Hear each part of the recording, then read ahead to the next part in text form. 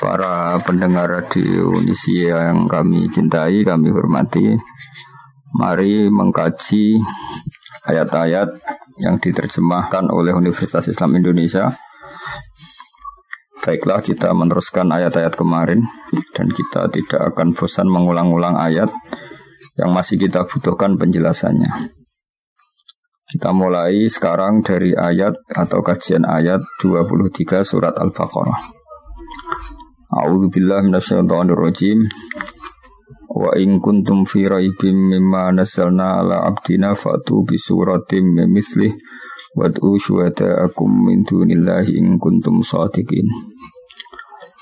Di terjemahan UI dijelaskan, jika kalian masih ragu tentang kebenaran wahyu yang kami turunkan kepada hamba kami, buatlah satu surat saja yang sepadan dan panggillah seluruh penolongmu selain Allah bila tuduhanmu benar. Logika umumnya adalah bahwa mereka ini menuduh Al-Quran karangan Muhammad dan mereka yakin betul Muhammad hanyalah seorang manusia. Normalnya kalau betul Muhammad seorang manusia dan bisa mengarang Al-Quran, mereka yang mengklaim mereka lebih cerdas, lebih pintar, lebih terpelajar harusnya bisa ngarang Al-Quran. Dan Al-Quran menantang mereka cukup satu surat saja yang menandingi Al-Quran. Tapi apa faktanya? Mereka tidak mampu. Sampai Rasulullah wafat pun mereka tidak mampu. Sampai sekarang pun mereka tidak mampu. Harusnya yang demikian menjadi satu keyakinan atau kesimpulan bahwa Al-Quran memang kalam Allah yang tidak bisa ditandingi oleh kalam manapun dan tidak akan tertandingi oleh karangan manusia apapun. Berikut beberapa cerita tentang naifnya mereka, ironisnya mereka. Saat mereka benar-benar sering kumpul dan rapat dan memutuskan ingin menandingi Al-Quran, mereka tidak mampu. Sampai menyewa orang yang bernama Musailamah. Oleh Islam, Musailamah ini disebut Musailamah Al-Kadzab, dia pendusta, dia pembohong. Setelah disewa ternyata apa? Mereka hanya minta 1-2 surat yang mirip Al-Quran. Misalnya begini, Al-Quran adalah wahyu Allah yang diantara yang diturunkan adalah surat Al-Fil. Alam taro kaifa fa'ala rabbuka bi ashabil fil. Alam yaj'al kaidahum fi tadlil wa arsala 'alaihim tayran ababil. Tarmihim bihijaratin min sijil faja'alahum ka'asfim ma'kul. Kalimatnya indah, akhiran ayatnya juga indah, terbaca juga indah. Kualitas maknanya juga luar biasa, bahwa adalah fakta bangsa Arab sebelum kelahiran Nabi dalam waktu dekat ada prahara besar yang dialami penduduk Mekah, yaitu bahwa Abraha ingin merobohkan Ka'bah. Singkat cerita, Abraha ini adalah raja yang cerdas. Dia tahu bahwa Ka'bah adalah sumber ekonomi karena didatangi berbagai pihak. Dan itu artinya jadi wisata religi yang menghasilkan uang. Abraha berpikir ingin bikin Ka'bah di Yaman yang kira-kira mendatangkan wisatawan juga yang nanti berakibat kebaikan secara ekonomi atau secara finansial. Singkat cerita, setelah dia bikin, ada orang Quraisy gak terima sampai buang air besar di situ. Kemudian ini sangat bikin marah Abraha dan dia bersumpah akan menghancurkan Ka'bah. Setelah bersumpah mau menghancurkan Ka'bah, dia datang ke sana dengan pasukan gajahnya yang terkenal, yang melegenda dalam sejarah Mekah, sejarah Ka'bah. Ketika sudah mendekati Ka'bah, singkat cerita, gajah-gajah mereka yang hendak merobohkan Ka'bah, kalau diarahkan ke sana enggak mau, tapi kalau diajak pulang mau. Setiap mau diarahkan lagi ke Ka'bah enggak mau. Setiap diajak pulang mau. Sehingga ini jadi peristiwa besar. Kemudian Abraham memaksakan tetap mau menghancurkan Ka'bah. Kenapa redaksinya alam taro? Bukankah kamu melihat? Berikut pendengar saya kutip sebagian sejarah pokok di sini. Tentu saat itu yang Sayyidul Qaumi, tuan daripada yang dipertuan besar di Mekah, di kampung Quraisy atau suku Quraisy adalah Sayyid Abdul Muthalib. Dia adalah mbah kandung Rasulullah SAW, Muhammad bin Abdullah bin Abdul Muthalib. Abraha sebagai seorang raja, dia relatif berperadaban. Dia tanya, kalau saya mau menghancurkan Ka'bah, siapa yang harus saya temui? Kata masyarakat, ya Abdul Muthalib Sayyidu Hadal Wadi. Abdul Muthalib dia adalah pemimpin di sini. Tapi sebelum itu Abraha adalah merampas sekian unta dari kampung Quraisy, termasuk untanya Abdul Muthalib yang kurang lebih sampai jumlahnya 100 unta. Itu lazim dalam penjajahan dulu, mesti merampas harta-harta daerah yang dijajah. Setelah Abdul Muthalib didatangkan, Abdul Muthalib itu orangnya wibawa sekali. Dia punya karisma yang luar biasa. Sampai-sampai saking karisma beliau, Abraha ini duduk di singgasana, terus dia bilang, ya Abdul Muthalib, kalau kamu duduk di sebelah saya, kaum saya pasti gak terima, karena saya ini raja di raja. Tapi kalau kamu duduk di bawah, saya tidak punya nyali, saya di atas, kamu di bawah. Singkat cerita, akhirnya Abraha ini duduk sejajar dengan Abdul Muthalib. Setelah duduk bersama, kata Abraha, saya ingin merobohkan Ka'bah, tapi saya tidak ingin perang. Sebab itu ungsikan kaum kamu, bangsa kamu. Kata Abdul Muthalib, ndak itu udah urusan saya. Yang penting unta saya yang kamu sita, kamu kembalikan. Abraha terkaget-kaget. Dan dia terkaget-kaget karena melihat kearifan Abdul Muthalib, kewibawaan Abdul Muthalib. Dan dia orang besar yang dituakan, yang dianggap pemimpin besar. Dia terkaget-kaget ketika seorang Abdul Muthalib hanya memikirkan hartanya, bukan memikirkan Ka'bah. Sampai Abraha bilang, Anta Sayyidu Hadal Wadi, kamu ini tuan daripada penduduk sini. Dan penduduk sini semuanya keberatan kalau Ka'bah saya hancurkan. Tapi kamu sebagai pemimpin mereka malahan tidak memikirkan Ka'bah, malah hanya memikir unta kamu harus saya kembalikan. Aneh kamu. Kata Abdul Muthalib dengan kearifan dan keyakinan tauhidnya yang luar biasa, karena beliau adalah mbah Rasulullah. Beliau mengandung Nurul Mustafa, nurnya Rasulullah. Beliau bilang, unta itu milik saya, sebab itu urusan saya dan kamu hanyalah urusan unta. Soal Ka'bah, Baitullah, inna li hadal baiti rabban hamahu. Soal Ka'bah, Baitullah itu ada yang punya, yaitu Allah, pasti menjaganya. Jadi saya tidak perlu memikirkannya, pasti dijaga oleh yang punya. Maksud Abu Thalib tentu Allah Subhanahu wa ta'ala. Terus kata Abraha, oke, unta kamu saya kembalikan dan sekarang saatnya saya mau menghancurkan Ka'bah. Kata Abdul Muthalib, silahkan dan pasti nanti yang punya melindunginya. Inna li hadal baiti rabban hamahu. Setelah itu Abdul Muthalib datang ke Ka'bah. Dia pegang halaqatul bab. Halaqatul bab itu semacam kayak ya pegangan pintu. Di situ Abdul Muthalib bilang, ya Allah, ini rumahmu, engkau pasti menjaga ini. Setelah itu dia ngajak masyarakatnya, ngajak kaumnya. Setelah dia berdoa, wahai kaumku, ayo kita ke atas gunung, melihat madza fa'ala rabbukum, apa yang nanti dilakukan Tuhan kamu terhadap orang-orang yang mau merobohkan Ka'bah. Singkat cerita, Abdul Muthalib dan para masyarakat Mekah ke gunung-gunung yang tinggi, yang dekat Ka'bah, melihat apa yang akan dilakukan Allah. Saking yakinnya Allah tidak akan membiarkan Ka'bah dihancurkan. Setelah itu datanglah Abraha dan bala tentaranya yang benar-benar ingin menghancurkan Ka'bah. Apa yang terjadi? Datanglah burung ababil. Burung ababil ini burung yang membawa kerikil-kerikil tajam dari neraka. Dan di situ tertulis alamat yang mau dijatuhin, sehingga semuanya tepat sasaran, tidak mengenai suku Quraisy. Ini termasuk kudratullah, di mana burung yang tidak punya akal menjatuhkan kerikil tepat sasaran. Sehingga sebelum ada bom pintar, bom beralamat, bom yang terprogram dulu, orang sudah menyaksikan kecanggihan burung ababil yang menjatuhkan kerikil mesti tepat pada yang salah, tepat pada sasaran. Di sini diterangkan oleh Allah Subhanahu wa taala dengan begitu indah secara kebalaghaan, secara kesusastraan, yaitu alam taro kaifa fa'ala rabbuka bi ashabil fil. Wahai penduduk Mekah, wahai kamu siapa saja yang melihat peristiwa itu. Alam taro dalam banyak tafsir disebutkan ayyuhar ra'i, siapa saja yang melihat peristiwa itu. Coba lihat apa yang dilakukan Tuhanmu terhadap ashabil fil, orang-orang bertentara gajah. Bukankah mereka saya hancurkan dan mereka sia-sia. Tadlil artinya amal mereka sia-sia. Dan wa arsala alaihim taran ababil, dan Tuhanmu yaitu Allah mengutus pasukan ababil. Yang ababil tadi membawa hijaratan min sijjin. Wa arsala alaihim taran ababil tarmihim bihijaratin min sijjin. Faja'alahum ka'asfin ma'kul. Ini urutan ayat yang luar biasa. Alam tara kaifa fa'ala rabbuka bi ashabil fil.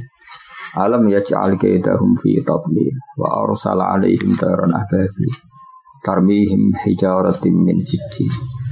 Keindahan ini bukan terletak hanya karena diakhiri lam, semuanya sukun ya sukun semua sebagai waqaf, tidak.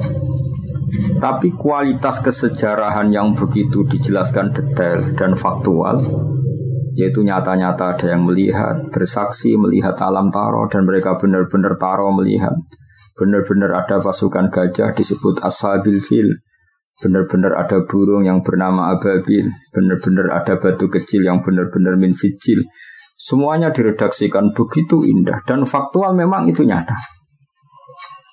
Sehingga orang-orang Quraisy ketika dengar ayat itu enggak berkutik. Betapa Quran itu indah dan enggak mungkin tertandingi. Kesejarahnya kena, bahasanya kena, keindahan pendengarannya kena. Karena mereka tidak mampu, dan ditantang oleh Allah, silahkan tandingi yang seperti ini. Disewalah Musailamah al-Kadzdzab untuk menandingi yang semacam surat ini. Apa yang terjadi? Musailamah datang, dia ngomong sekenanya saja, sampai si penyewanya itu kecewa semua. Dia malah cerita, al-filu mal-fil wa ma adraka mal-fil lahu khurtumun tawil wa dhailuhu qasir. Dia menandingi surat ini dengan kata-kata yang sama sekali nggak ada maknanya dan tidak punya kualitas apa. Dia hanya ingin berakhiran lam, terus kedengaran kayak mirip. Tapi sama sekali tidak menunjuk makna yang luar biasa. Bahkan terkesan hadayan itu kayak omongan orang yang setengah gila, setengah tidak waras. Dia hanya cerita yang maknanya al-filu mal-fil. Kamu tahu gajah. Gajah itu apa? Gajah adalah hewan lahu khurtumun tawil. Dia punya belalai panjang. Wadailuhu qasir, tapi dia ekornya pendek dan sebagainya. Dia hanya ingin berakhiran dengan lam dan menjelaskan sesuatu yang enggak penting sama sekali. Sehingga sampai para ulama bilang kamu itu gila, kamu itu pendusta. Sehingga disebut Musailamah al-Kadzdzab. Ini pelajaran bagi kita bahwa Al-Quran adalah kalamullah dan siap diadu secara ilmiah. Saking siapnya sampai Quran bilang faktu. Kalau kamu enggak percaya dengan Quran ini adalah wahyu dari Allah, faktu, maka datangkanlah bisuratin mimisli. Kamu enggak apa-apa ngarang Quran asal kualitasnya sama, kebahasaannya sama, faktual sejarahnya sama, rohnya sama. Tentu mereka tidak akan mampu. Ketika nyata-nyata mereka tidak mampu, Allah sangat baik masih memanggil mereka fa illam taf'alu wa lan taf'alu fattaqun nar. Jika kamu tidak bisa melakukan itu dan memang tidak akan mampu wa lan taf'alu fattaqun nar, kamu sebagai manusia harus takutlah masuk neraka. Yang neraka itu saking panasnya waquduhan nas wal hijarah. Yang menjadi alat atau materi bahan bakarnya adalah manusia dan batu. Di sini kata ulama dikatakan batu-batu besar yang normalnya tidak nyala menjadi nyala. Itu bukti saking panasnya neraka. Sampai batu yang dimasukkan pun akan menjadi nyala. Kalau neraka tidak panas-panas amat, tentu batu-batu besar itu tidak akan menjadi api. Tapi saking panasnya keadaan neraka sampai batu-batu besar pun setelah dimasukkan menjadi bahan bakar, menjadi nyala dan menjadi bahan bakar. Iddas lil kafirin. Tentu neraka itu dipersiapkan bagi mereka yang mengingkari kebenaran, mengingkari Allah dan Rasul dan kebenaran Quran. Dan sudah menjadi tradisi Allah Subhanahu wa taala setelah menerangkan orang-orang kafir, kemudian ayat diteruskan dengan menerangkan orang-orang mukmin. Wa basyiril ladzina amanu wa 'amilus solihati anna lahum jannatin tajri min tahtihal anhar. Sampaikan kabar gembira kepada mereka yang beriman dan beramal saleh bahwa bagi mereka surga-surga yang dihiasi oleh sungai-sungai yang mengalir. Kullama rusiku minha min samaratir rizqan qalu hadzal ladzi rusiqna min qablu wa utubihi mutasyabiha. Setiap mendapat rezeki buah-buahan surga, mereka mengatakan rezeki ini pula yang telah diberikan kepada kami sebelumnya. Wa utu bihi mutasyabiha, mereka mendapat rezeki yang serupa. Walahum fiha azwajum mutahharatu wa hum fiha khalidun. Mereka juga diberi jodoh-jodoh yang serba suci dan mereka kekal di sana. Orang-orang iman di Al-Quran seringnya dibarengi dengan wa amilu sholihat, iman dan perilakunya soleh. Tentu ini penting sekali karena iman adalah bukti kita hidup, iman akan wujudnya Allah. Iman bahwa pencipta langit adalah Allah. Tentu konsekuensinya juga harus iman bahwa Allah ini punya aturan. Karena Allah adalah zat yang memerintahkan kebaikan, maka kita yang mukmin harus bercirikan melakukan kebaikan. Allah sebagai pengatur alam tentu melarang segala jenis kerusakan dan kezaliman. Kita pun ingin menghindari sejauh mungkin kerusakan dan kezaliman. Sebab itu kita tidak boleh mendewa-dewakan iman saja, karena di Al-Quran seringnya kata iman dibarengi dengan kata wa amilu sholihat dan berperilaku yang baik-baik. Para pendengar yang kami hormati, perilaku baik-baik ini yang akhirnya bisa menjaga alam raya. Betapa rusaknya alam ini kalau kita atau manusianya berbuat dolim. Betapa kacaunya sistem sosial, kacaunya tata surya, kacaunya apa saja. Bumi bisa dihancurkan lewat bom atom. Manusia bisa dihancurkan oleh narkoba. Konflik beda sulut karena banyak orang yang berselingkuh, banyak orang yang mengambil haknya orang lain, istrinya orang lain sekenanya. Betapa rusaknya ini. Sehingga saking kacaunya kezaliman, Allah berfirman tuharal fasadu fil barri wal bahri bima kasabat aydin nas. Kalau ada kerusakan di mana saja, baik lautan maupun di daratan, semua pasti karena ulah manusia. Sebab itu kita yang mukmin harus berperilaku yang soleh. Soleh itu dari makna sesuatu yang pantas, yang layak. Baik layak secara agama, layak secara etika publik, maupun layak dengan alam. Artinya kita berperilaku sesuatu yang alam itu tidak menolak perilaku kita. Misalnya kita tidak bikin pencemaran, tidak bikin kerusakan di bumi dengan bom atom, dengan zat-zat kimia yang merusak alam dan sebagainya dan sebagainya. Sebab dalam bahasa Arab solihun masoluhalise, sesuatu yang layak disebut soleh. Sehingga kita sebagai mukmin harus melakukan suatu amalan solihan, baik yang hubungannya dengan Allah disebut ibadah mahdhah, kayak kita sholat, kita sujud, kita puasa, maupun yang berhubungan dengan sama-sama manusia, sama-sama makhluk.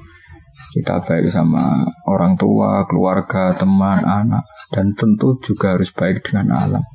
Kita tidak merusak alam ini dengan bom atom, dengan kimia yang tidak pada tempatnya, tidak merusak dengan pencemaran. Bayangkan misalnya air yang menjadi sumber kehidupan, kemudian diracuni oleh kimia-kimia yang membahayakan. Kita semua akan mati karena nggak ada sumber kehidupan, karena airnya tercemari oleh limbah, oleh sesuatu yang madarat, yang membahayakan. Sehingga kita sebagai mukmin selalu berdoa sama Allah supaya hidup kita adalah hidup yang baik, hidup yang soleh, dan hidup kita adalah cerminan dari iman kepada Allah Subhanahu wa Ta'ala, yang diantara paketnya adalah orang mukmin adalah orang-orang sing amilus sholihat. Karena Allah adalah zat yang baik, yang selalu membalas orang-orang yang baik. Kemudian orang-orang baik ini dijanjikan Allah annalahum jannatin tajri min tahtil anhar. Orang-orang ini akan masuk surga, di mana surga itu serba indah. Di antara gambaran indahnya adalah dihiasi sungai-sungai yang mengalir, dan tentu dicukupi segala sumber rezeki, termasuk dicukupi juga kebutuhan-kebutuhan biologis manusia. Disebut walahum fiha azwajum mutahharah, punya istri-istri atau pasangan-pasangan yang tersucikan. Sudah gitu ditutup dengan wahum fiha khalidun, dan orang-orang baik di surga itu selamanya-lama. Perlu dimengerti oleh banyak pemirsa bahwa wahum fiha khalidun, kata ulama ahli fikih disebutkan kenapa orang mukmin yang amalnya di dunia terbatas. Misalnya orang soleh mungkin hidupnya hanya 60 tahun atau 80 tahun. Berarti amalnya dia hanya 80 tahun atau 60 tahun. Kenapa Allah begitu baik dan dibalas dengan surga yang selamanya lama, bukan hanya surga yang berdurasi 80 tahun? Kata para ulama, ini bagian dari sirinya, rahasianya hadis innamal a'malu binniyat. amal itu akan mendapat pahala berdasar komitmen niat. Karena orang mukmin itu berniat andaikan hidup selamanya-lama di dunia juga dia akan iman selamanya-lama. Maka dibalas Allah, dia pun masuk surga selamanya-lama. Ini sirinya kenapa wahum fiha khalidun. Selain tentu satu karena fadlnya Allah, rahmatnya Allah, kata para ulama. Ini sebagai balasan orang mukmin yang zaman di dunia berkomitmen akan iman selamanya-lama. Kalau saja mereka ditakdir hidup 1 juta tahun pun, mereka akan iman 1 juta tahun. Dan kalau mereka diberi hidup tanpa batas, mereka tidak terbatas juga akan selalu iman kepada Allah, Rasul, dan Al-Quran. Dan iman kepada kebenaran. Sehingga sebagai balasannya, niatnya, komitmennya iman, maka dibalas dengan surga yang mereka berstatus wahum fiha khalidun selama-lamanya di surga. Saya kira demikian, semoga ini bermanfaat. Ini kita tutup dengan shadaqallahul azim. Insyaallah pertemuan berikutnya kita teruskan dalam kesempatan